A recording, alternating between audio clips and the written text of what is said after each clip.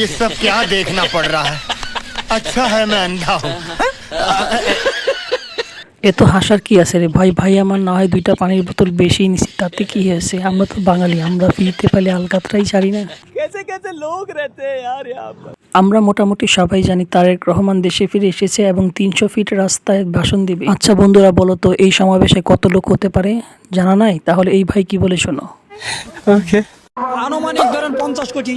আজকে যে তারেক রহমান আসছে, আমার মনে হয় বাংলাদেশে যে লোক গণনা আছে তার একমাত্র বাচ্চা বাদ দেয় আর বৃদ্ধ যারা উঠতে পারে না এরা বাদ দেয়। অতএব মানে 4 ভাগের 3 ভাগ লোকই আজকে ঢাকা শহরে অবস্থান নিচ্ছে। আচ্ছা, আনুমানিক ধরেন 50 কোটি। তা ভাই আমরা তো জানি বাংলাদেশের জনসংখ্যায় 18 কোটি, আপনি 50 কোটির লোক কোথায় পেলেন?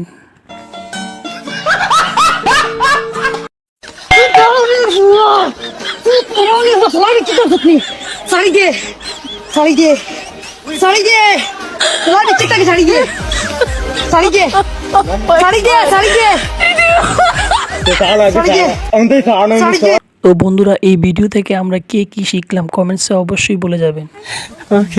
এদিকে আবারও শুরু হয়ে গেছে তেলবাজির রাজনীতি। আওয়ামী লীগ হোক বা বিএনপি, তেলবাজরা যেন তেল নিয়ে প্রস্তুতি থাকে। আজকে আমরা তেমনই কিছু ভাইরাল তেলবাজির ভিডিও দেখব। বিএনপির ভারপ্রাপ্ত চেয়ারম্যান তারেক রহমানের জন্য 30 লাখ টাকার আকর্ষণীয় এক চেয়ার বানিয়েছেন ময়মনসিংহের ভালুকার সফল খেজুর চাষী আব্দুল মোতালেব। আচ্ছা, সেই চেয়ারে তারেক রহমানকে বসিয়ে আত্মতৃপ্তি পেতে চান এই কৃষক।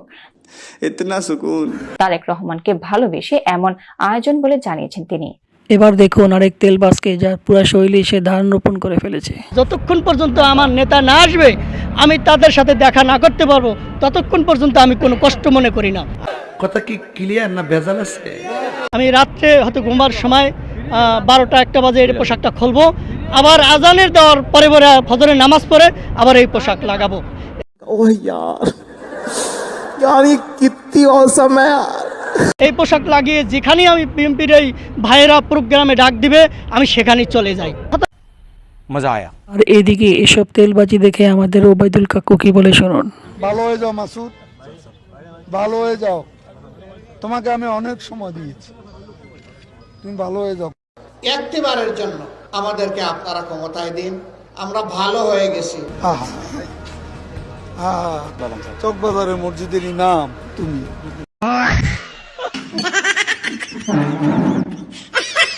এবার দেখুন তারেক রহমানের সমাবেশে এসে রিশকালা মামু এই কাজটা কি করলো। রিশকালা মামুর কাজ দেখে আপনি না এসে থাকতে পারবেন না। এটা বাংলাদেশ, এটা পাকিস্তান না রে বাবা, এটা ইন্ডিয়া না। বাংলাদেশের মানুষটা समझ रहे हो, समझ रहे हो आप, समझ रहे हो? আমার আল্লাহ তাআলা এমন একটা মেসেজ দিয়ে বানাইছে, যারা কারোটা খায় না, কারোটা লড়ে না।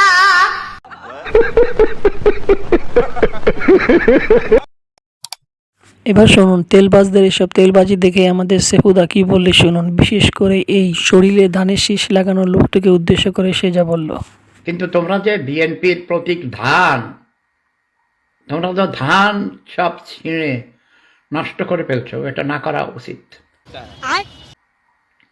ছবিতে ধান এঁকে তোমরা প্রদর্শন করতে পারো, কিন্তু একদম অরিজিনাল ধান ছিঁড়ে ধানের শীষ দেখাবার জন্যে ক্ষেত থেকে ধান ছিঁড়ে এনে দেখানো, এটা ঠিক নয়। এটা হাস্যকর, এই দেশের জনগণের জন্য হাস্যকর। অনেক ধান নষ্ট হয় এতে করে। আমার ভুল হয়েছে, ক্ষমা করে দেন। আশা করি এই ব্যাপারটা বিএনপির ঊর্ধ্বতন নেতৃবৃন্দ লক্ষ্য করবেন। আমি এটা বেশ কয়েক বছর থেকে লক্ষ্য করেছি। আচ্ছা, ধানের শীষ প্রতীক, সেটাকে অরিজিনাল ধান দেখাবার জন্যে অনেক ধান নষ্ট হয়। এটা খাদ্য, আমাদের প্রধান খাদ্য। নিঃসন্দেহে তুই ঠিক কথা বলেছিস। এই প্রতীক ছবিতে একটু দেখানো যায়। आप कहाँ के ज्ञानी बाबा? ये तो लेने के देने पड़ गए। তো বন্ধুরা, আজকের মতো ভিডিও এখানেই শেষ করলাম। এইসব তেলবাজদের উদ্দেশ্য করে যদি আপনার কিছু বলার থাকে তাহলে অবশ্যই কমেন্টসে বলে যাবেন। ভিডিও ভালো লাগলে আমাদের সাথে থাকুন এবং অবশ্যই চ্যানেলটি সাবস্ক্রাইব করে একটি লাইক দিয়ে যাবেন। ওকে